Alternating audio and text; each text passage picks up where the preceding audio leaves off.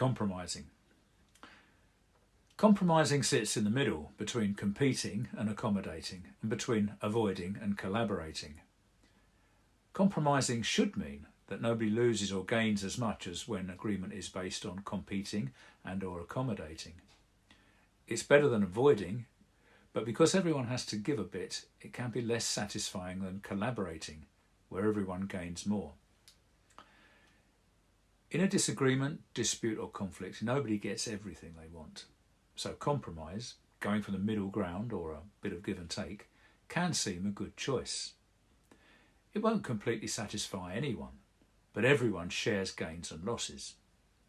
Sometimes that doesn't matter. At tea break, Charlie likes hobnob biscuits and hates bourbons. With June, it's the other way round. Nobody seems to mind custard creams, so we always get them. Sometimes it is extremely important. Former FBI hostage negotiator Christopher Voss says the last thing he would do is split the difference with a terrorist when negotiating over the lives of a group of hostages. Voss also gives the example of a man who wants to wear black shoes with a suit while his wife prefers the brown pair. They compromise. He wears one black and one brown. Not all problems can be solved so quickly, and not all solutions are so silly. But anyone who has regretted accepting a compromise while buying or selling a car or a house, or accepting unwanted overtime, for instance, will know there is often a lingering doubt even after the solution has been agreed. One reason for this is loss aversion bias.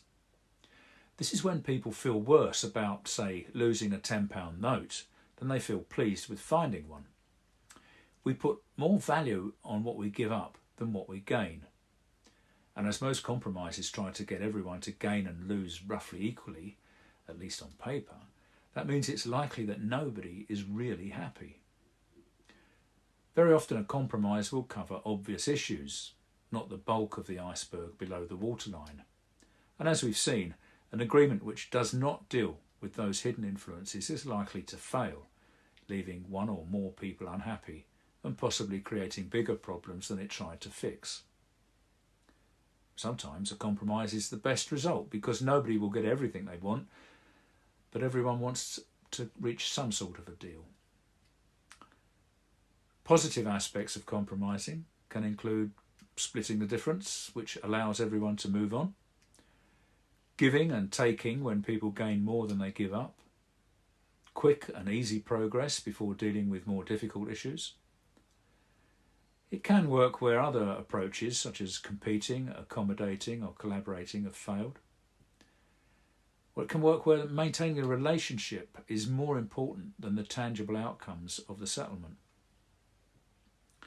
Negative aspects of compromising.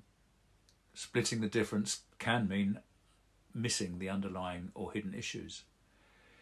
Giving and taking can breed resentment. Focusing on short-term fixes can overlook long-lasting solutions.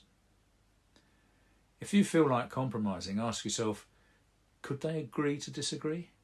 Are there other ways forward which they might accept? What happens if you focus on what everyone can gain rather than what they are giving up? Who really gains and loses the most from your suggestion? If you reply yes to the first, no to the second, and your answers to the others are positive, a compromise could be the best option. If they look like compromising, ask yourself, can you agree to disagree? Will things generally be better if you both compromise? Could you live with a solution that is not the best outcome? If your answers are yes, then think about accepting a compromise. If not, it might be worth trying another approach, such as collaborating or competing. Before you agree to compromise, it's vital that you make sure the agreement actually covers the real causes of the problem, those that are not easy to spot but which could derail your solution later on.